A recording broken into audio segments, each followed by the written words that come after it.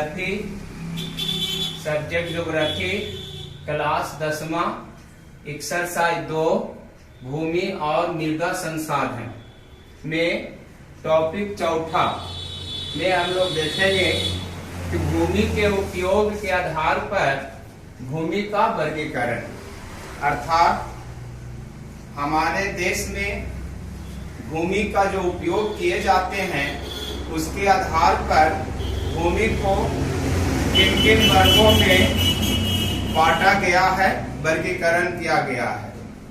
तो देखा जाए तो भारत में भूमि के उपयोग के आधार पर भूमि को कई वर्गों में वर्गीकरण किया गया है।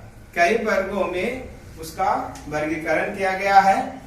नंबर 1 में वनीय भूमि या वनीय क्षेत्र, दूसरा निवल बोई भूमि जिसको शुद्ध बोई गई भूमि भी कहा जाता है, तीसरा वर्तमान परतीय भूमि, चौथा पुरातन परतीय भूमि, पांचवा चारागाह भूमि, छठा बागवानी भूमि, सातवां कृषि योग्य व्यर्थ भूमि, आठवां कृषि कार्य में उपयुक्त भूमि और 9वां बंजर भूमि।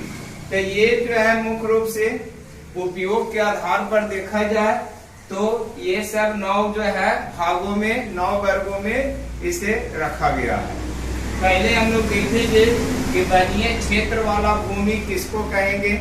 तो वैसे भूमि जिस पर वन है, अर्थात जिस भूमि पर वन होता है वही भूमि वनीय भूमि कहलाता है। मतलब जिस भूमि पर वन है, वन माने जंगल, तो वह भूमि वनीय भूमि है। यह भूमि जो है 2002-3 के आंकड़ा अर्थात गणना के अनुसार देखा जाए तो भारत में जो है 22.57% यह भूमि है। फिर जो है दूसरा भूमि है आपका निवल बोई भूमि, अर्थात इसी को हम लोग कहते हैं शुद्ध बोई गई भूमि। इस भूमि पर साल भर में एक या अधिक फसलें उगाई जाती है। मतलब वैसा भूमि जिस पर वर्ष भर में, साल भर में या तो एक फसल या एक से अधिक फसल को उगाया जाता है, तो वह भूमि निवल बोई गई भूमि कहलाता है, या इसी को हम लोग शुद्ध बोई गई भूमि भी कहते हैं।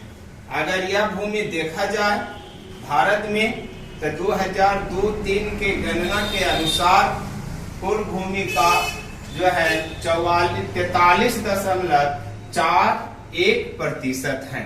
मतलब हमारे देश में जो है शुद्ध बोई गई भूमि अर्थात निवल बोई भूमि जो है पूरे भूमि का 43.41% भूमि हमारा है।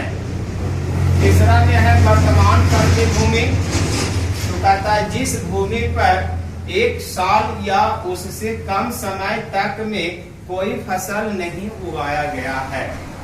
मतलब वैसा भूमि जिस पर 1 साल के अंदर या 1 साल के अंदर में किसी भी प्रकार का कोई फसल का उत्पादन नहीं किया गया हो, तो वैसे भूमि को हम लोग वर्तमान परतीय भूमि कहते हैं।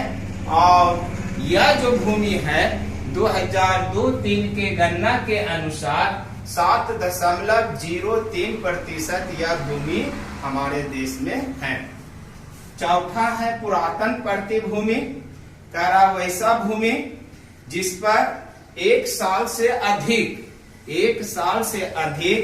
और 5 साल से कम, 1 साल से अधिक और 5 साल से कम समय में कोई फसल का उत्पादन नहीं किया गया हो। मतलब वैसा भूमि जिसमें 1 साल से अधिक समय और 5 साल से कम समय तक में कोई भी फसल का उत्पादन नहीं हुआ है, तो वैसे भूमि को जो है पुरातन परतीय भूमि कहा जाता है। और यह भूमि जो है हमारे देश में 2002-3 के अनुसार कुल भूमि का 3.82% यह भूमि है। पांचवा में चारागाह भूमि, तो वैसे भूमि जिस पर पशुओं के लिए चारा उगाया जाता है, पशुओं को खिलाने के लिए चारा का उत्पादन किया जाता है, तो वैसे भूमि को हम लोग चारागाह भूमि कहते हैं। यह भूमि भी जो है 2002-03 के गणना के अनुसार टोटल जो है 3.45% है। छठा जो है बागवानी भूमि, वैसे भूमि जिस पर बागवानी किया जाता हो, मतलब वैसा भूमि जिस पर बाग बगीचा हो, अर्थात वैसा भूमि जिस पर फल फूल सब्जियां जड़ी बूटी इत्यादि उगाया जाता हो, अर्थात बागवानी किया जाता हो, तो वह भूमि बागवानी भूमि कहलाता है। और यह भी जो है 2003 के गणना के अनुसार 1.1% यह भूमि है। उसके बाद है सातवां में कृषि योग्य व्यर्थ भूमि, तो वैसे कृषि वाला भूमि जो किसी कारण से 5 वर्षों से अधिक समय से पड़ती है, मतलब वैसा भूमि कृषि वाला भूमि, मतलब उस पर कृषि कार्य हो सकता, वो उपजाऊ है, मतलब उस पर फसल उत्पादन कर सकते हैं, लेकिन 5 साल से मतलब जो है अधिक समय से किसी भी कारणवश 5 वर्ष से अधिक समय से उस पर किसी प्रकार का फसल का उत्पादन नहीं किया गया है, तो वैसे भूमि को हम लोग कृषि योग्य व्यर्थ भूमि कहते हैं। मतलब वैसा भूमि कृषि वाला भूमि, वैसा कृषि वाला भूमि जिस पर 5 वर्षों से अधिक समय से किसी भी कारणवश, किसी भी कारण हो, कोई भी कारण हो सकता है, कारणवश उस पर किसी प्रकार का कोई फसल का उत्पादन नहीं किया गया है, तो वैसे भूमि को हम लोग कृषि योग्य व्यर्थ भूमि कहते हैं। और 2002-03 के गणना के अनुसार यह भूमि जो है 4.41% भूमि है। 8वां में है अकृषि कार्य में उपयुक्त भूमि, तो कह रहा वैसा भूमि जिस पर मकान बना हुआ है, सड़क है, कार्यालय है, बाजार है, रेल मार्ग है, हवाई अड्डा है, या कल कारखाना है, या शहर बसा हुआ है, या फिर और भी चीज कोई भी अवस्थित है, मतलब वैसा भूमि जिस पर जो है मकान बन गया है, वैसा भूमि जो कल कारखाना है, वैसा भूमि जिस पर कल कारखाना स्थापित है, वैसा भूमि जिस पर बाजार है, वैसा भूमि जिस पर कार्यालय है, वैसा भूमि जिस पर रेल मार्ग है, नहर है, वैसा भूमि जिस पर जो है अन्य कार्य भी किए जाते हैं, तो वह भूमि हमारा जो है अकृषि कार्य में उपयुक्त भूमि कहलाता है।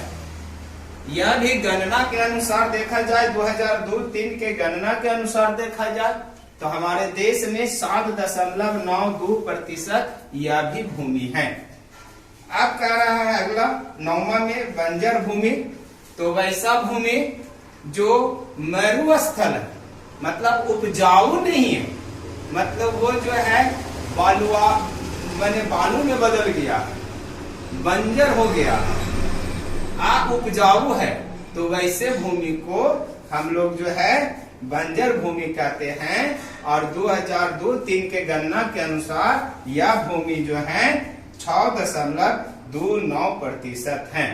तो इस तरह से हम लोग जो है देखा हमारे देश में जो भूमि के उपयोग के आधार पर जो है उसको वर्गीकरण किया गया है, और वो वर्गीकरण 9 रूप में है, और 9 का जो है हम लोग ने देखा और उसका मात्रा भी देखा कि कितना भाग में ये, कितना प्रतिशत में यह भूमि उपलब्ध है।